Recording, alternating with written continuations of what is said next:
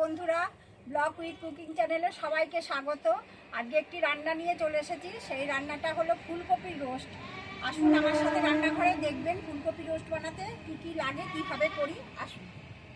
ফুলকপির রোস্ট করার জন্য ফুলকপি কেটে নিয়েছি, আলু কেটে নিয়েছি ডুমো ডুমো করে। এটাতে আমি পেঁয়াজ দেবো না।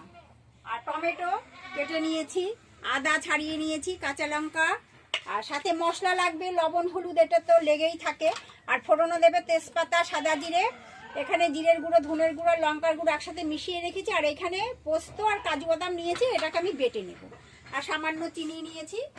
এই প্রয়োজনীয় জিনিসগুলো আমার লাগবে। এখন আমি রান্নাটা বসাবো। আমি এই যে পোস্ত, কাজু বাদাম আর দুটো কাঁচা লঙ্কা সাথে দিলাম, এটাকে আমি বেটে নিচ্ছি।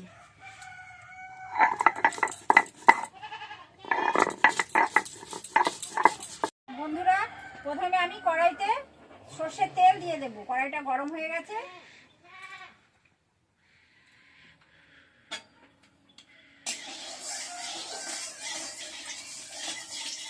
বন্ধুরা, তেলটা গরম হয়ে গেছে। এবার আমি ফুলকপিগুলো আগে দেব।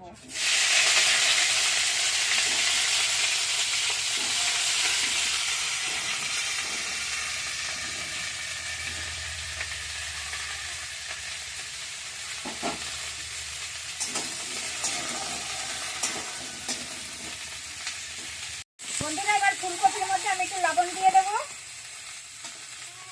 আর একটু হলুদ গুঁড়ো দিয়ে দেবো।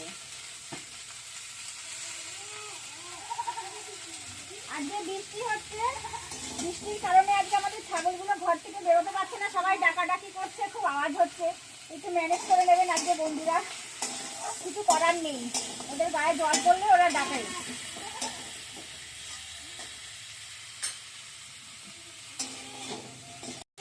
সামান্য একটু জল দেবো, সামান্য, বেশি না, একটুখানি জল দিয়ে আমি একটু ঢাকা দিয়ে দেবো।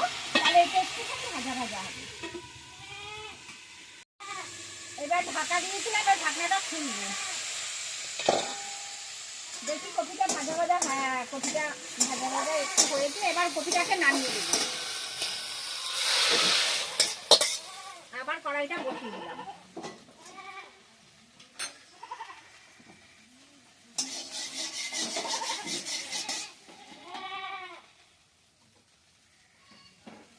কড়াইতে এবার সরষের তেল দিয়ে দিলাম।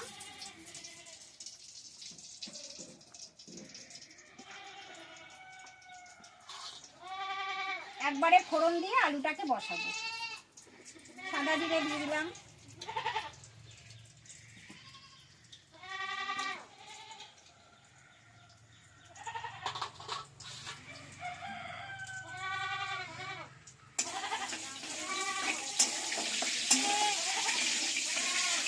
এবার সাদা জিরেটা একটুখানি কালো হোক, কালো হলে ফোড়নটা দেওয়াটা পূর্ণ হবে। এবার তেজপাতা দেবো।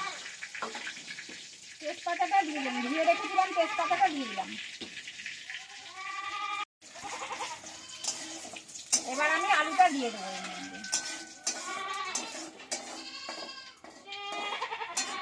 দাঁড়া রে বাবা, তোরা বেরোবি, দাঁড়া, বৃষ্টি পড়ছে।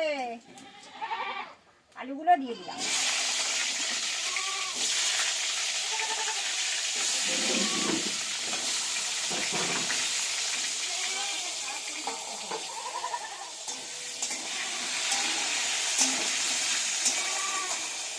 ওদেরকে আর ভালো লাগে সবসময় ঘরে থাকতে।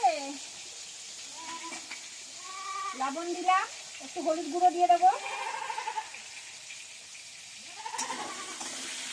এবার আলুটা একটু ভাজা ভাজা হবে, একটু লাল করে ভাজতে হবে আলুটা।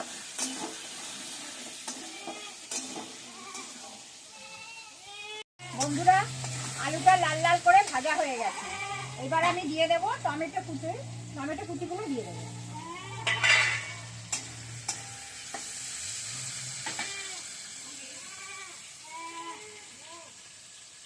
এবার আদা বাটা দিয়ে দেবো।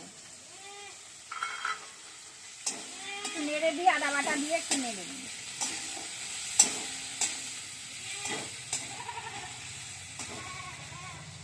এবার এখানে জিরের গুঁড়ো, ধনের গুঁড়ো আর লঙ্কার গুঁড়ো একসাথে করে রেখেছি, এই মশলাটা দিয়ে দেবো। সাথে হলুদ গুঁড়ো দেবো।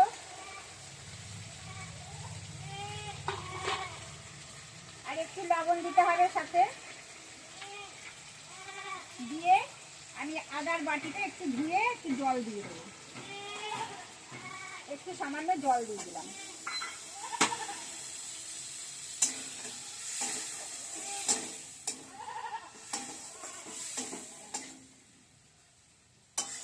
এবার জল দিলাম, এবার আমি একটু ঢাকা দিয়ে দেবো, এটা একটু ঢাকা দিয়ে দেবো। বন্ধুরা আমি ঢাকাটা তুললাম,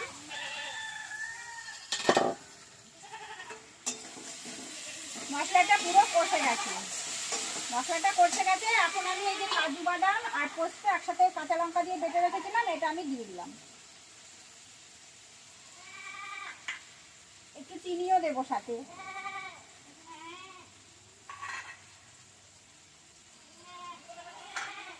পোস্তর বাটিটা ধুয়ে একটু জল দিলাম।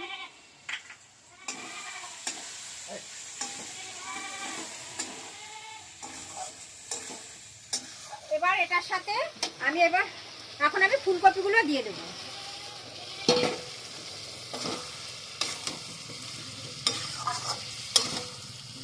এবার মশলাটা একটু কষবো,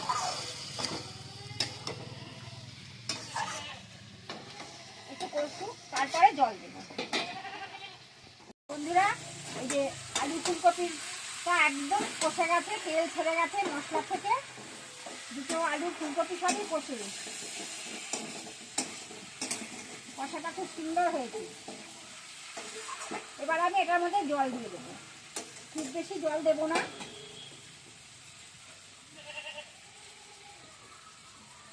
আমাদের জল দিয়ে দেবো, খুব বেশি জল দিলাম না, আর বেশি ঝোলও এটা করবো না। আর একদম পেঁয়াজ রসুন ছাড়া পুরো নিরামিষ পদ্ধতিতে আমি করলাম এটা। এবার একটু ঢাকা দিয়ে রাখবো, একটু ঢাকা দিয়ে একটু ফুটুক, তারপরে ঢাকনাটা খুলবো। বন্ধুরা ফুলকপির রোস্ট তৈরি হয়ে গেছে, এবার আমি নামানোর আগে গরম মশলা দেবো।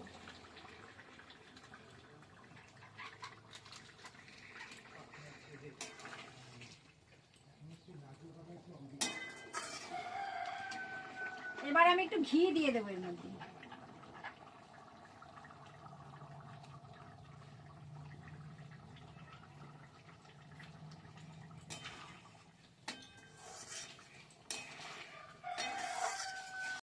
এবার গ্যাসটা বন্ধ করে দিলাম, এবার এটা নামিয়ে নেব।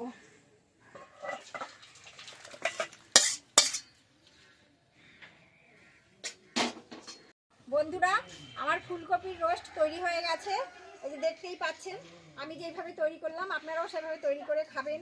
যদি ভালো লাগে একটু লাইক কমেন্ট সাবস্ক্রাইব করে আমাদের পাশে থাকবেন, আমাদের বন্ধু হবেন। দেখা হচ্ছে পরের ভিডিওতে। নমস্কার।